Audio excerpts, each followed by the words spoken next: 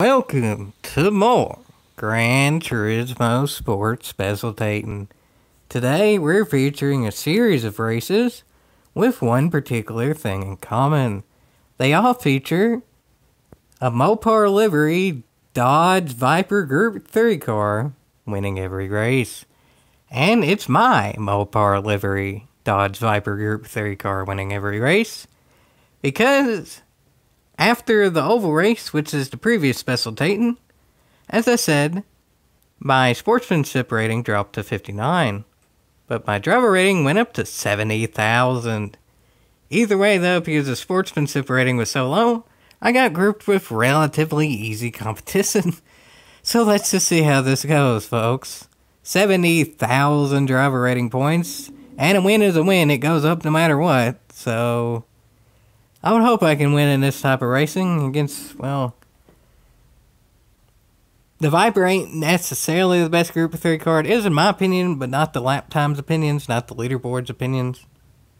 But I picked it anyway because, well, in theory, it's a bit to win this race. To start off, this is going to be kind of different sections of races because it's not one race, it's multiple races. But anyway, to start off, I don't know. I don't really know why they start everybody off in a cotton picking turn. There's a big straightaway there that I'm pretty sure can fit all of the cars at once. I don't know why they just don't start there, but yeah. That scared me a little bit.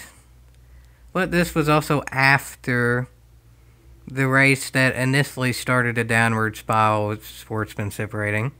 So I knew it was going to be terrible for everyone, so it kind of all equaled out. Something that doesn't equal out, though, is, yay, the lap cars are ghost now, but nay, it's not consistently ghost. Does this look like ghost to you? I mean, in my opinion, it does. It looks transparent, so therefore that should mean ghost. Nope, that car wasn't ghost. I didn't get a penalty for it, but it slowed me down a whole heck of a heap and scared me a whole heck of a heap. Pretty much that means if a lap car, which is usually ghost when the leaders or any this car lap ahead goes by, is ghost. I'm pretty sure if it also wrecks, it like counteracts it. Because sometimes when cars wreck, they go ghost. But then the lap cars are also ghost. So if a lap car wrecks, then it gets like counteracted or something. So that's something to definitely watch out for that I had no idea was going to happen for my first race. Because this is the first race where I did actually lap people. But nonetheless, no harm, no foul. I won the race. It didn't give me a penalty or anything. It got the race closer than I wanted it to be, but, well, that also happened on the last lap, so I couldn't have any time to recover. But nonetheless, believe it or not, even though the lap car wasn't ghost like it should be, I actually still got a clean race for that. Hallelujah! PD's not screwing me over, like twice in a row.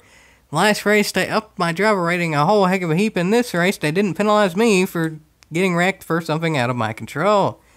And now I get to have my pretty Mopar livery car in victory lane. That pretty much went perfect. I mean, I'll forgive a minor glitch if it didn't affect anything, and that didn't actually affect anything. And I get 2 more wins in a row after that as well. Hallelujah. That actually went pretty much perfectly. Those 2 races were also clean. So 3 races in a row wins in the Mopar livery Dodge Viper. Clean race, which means the SR goes up too. And the driver rating is not locked, so that went up as well. Barely any, because it's not the dandiest competition against because the SR is lower. But it still went up. I'll take anything I can get. And I got up to about 70,200 driver rating points. And that upped my SR a whole heck of a heap too. It's on like 76 now, I think. So, with that, that gets me up to an A sportsmanship rating. And even an increase in driver rating. So, well, I'll leave the next race, which is the final race I do with these cars on this track, to its own Specialtatin. Because, well, that's when the racing actually gets interesting.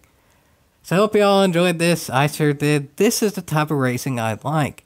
It's just competitive enough to stay on your toes, but there's nothing that terribly goes wrong, and you get to race what car you want and still be competitive in it and have fun. And yes, this pretty much went perfectly.